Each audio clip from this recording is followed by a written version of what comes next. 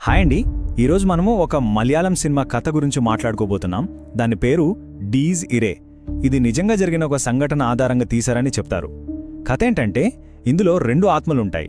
ఒక ఆత్మేమో చాలా హింసగా వైలెంట్గా ఉంటుంది, ఇంకో ఆత్మేమో చాలా సైలెంట్.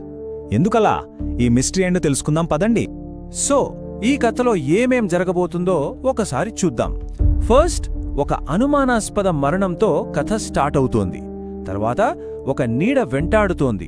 ఆ తర్వాత ఆ ఆత్మ ఎవరితో తెలుసుకునే ప్రయత్నం, అసలు నిజం బయటపడటం, చివర్లో మాత్రం అస్సలు ఊహించని ఒక ట్విస్ట్ ఉంటుంది.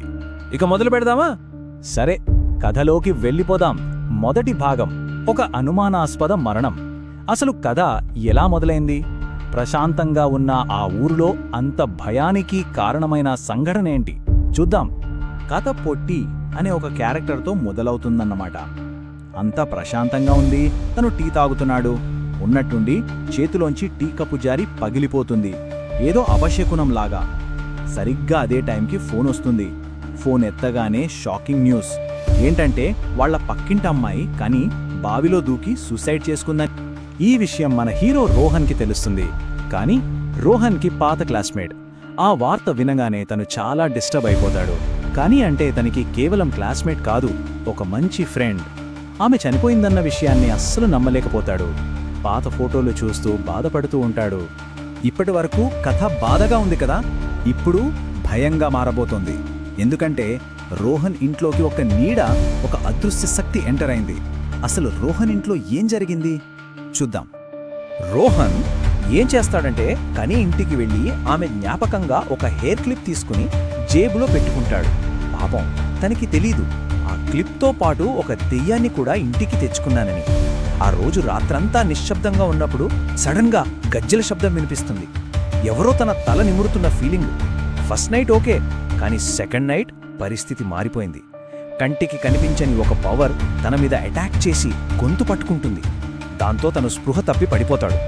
తరువాతి రోజు ఉదయం స్పృహ వచ్చాక రోహన్ బాత్రూంకి వెళ్తాడు. అక్కడ అద్దంలో చూసుకుని ఒక్కసారిగా షాక్ అవుతాడు. ఎందుకంటే అద్దంలో తన వెనకాల కని నిలబడి తన తల నిమురుతోంది.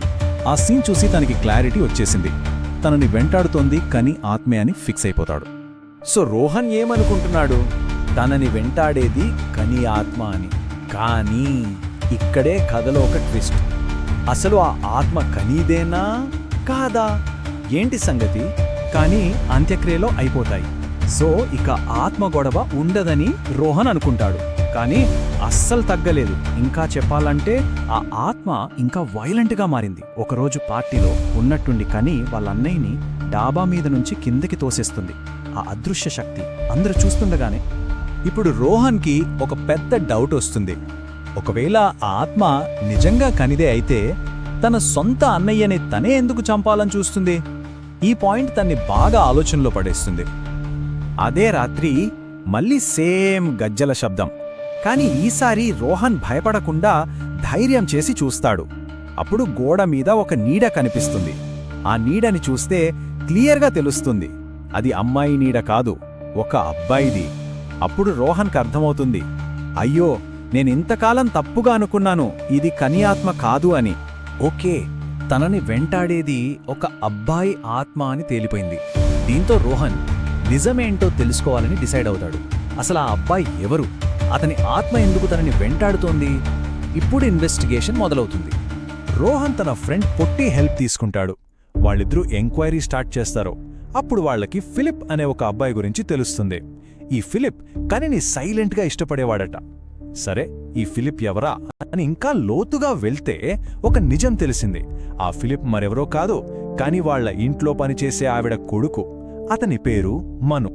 ఈ క్లూ దొరకగానే రోహన్ వెంటనే మను వాళ్ళింటికి వెళ్తాడు. అక్కడ ఒక రూమ్కి ఎప్పుడూ తాళం వేసుంటుంది. అది చూసి తనకి డౌట్ వస్తుంది.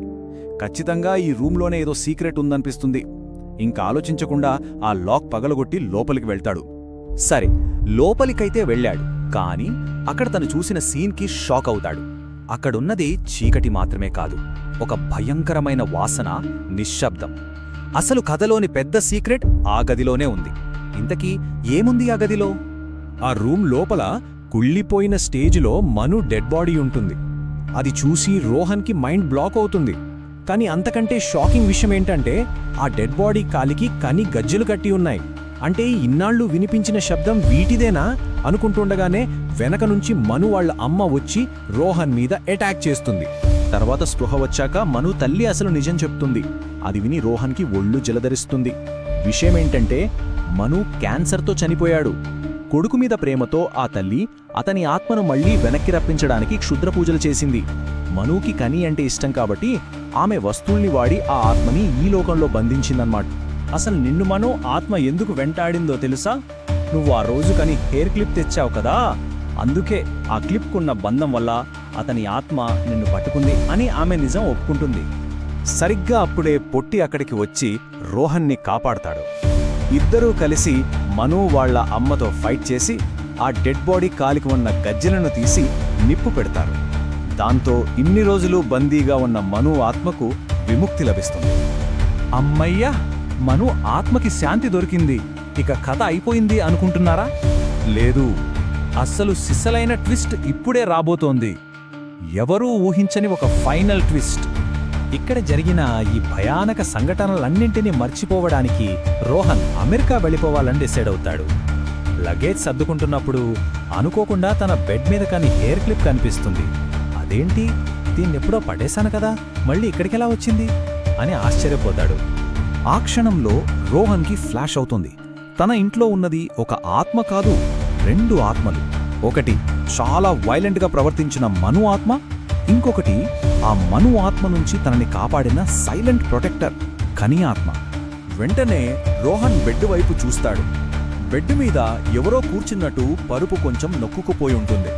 తనకి డౌట్ వచ్చి ఒక దుప్పటి తీసుకుని దానిమీద వేస్తాడు. దుప్పటి కింద ఒక మనిషి ఆకారం క్లియర్గా కనిపిస్తుంది. అది కని ఆత్మ. సినిమా ఇక్కడితో అయిపోతుంది. కానీ ఒక ప్రశ్న మాత్రం అలాగే ఉండిపోతుంది. మొదటి నుంచి రోహన్ని కాపాడింది కని ఆత్మే అయితే మరి తను ఉన్నట్టు ఎందుకు క్లియర్గా చెప్పలేదు? మను ఆత్మలా భయపెట్టకుండా సైలెంట్గా ఎందుకుండిపోయింది? ఈ ప్రశ్నకి సమాధానం మన ఊహకే వదిలేశారు డైరెక్టర్. సో అదండి సంగతి. ఈ వీడియో నచ్చితే తప్పకుండా లైక్ చేయండి, షేర్ చేయండి మరియు మా ఛానల్కి సబ్స్క్రైబ్ అవ్వండి. ఇంకా ఇలాంటి హారర్, థ్రిల్లర్, మిస్టరీ స్టోరీలు కావాలంటే మా ఛానల్ని సపోర్ట్ చేయండి. Thank you. మళ్ళీ కలుద్దాం నెక్స్ట్ వీడియో.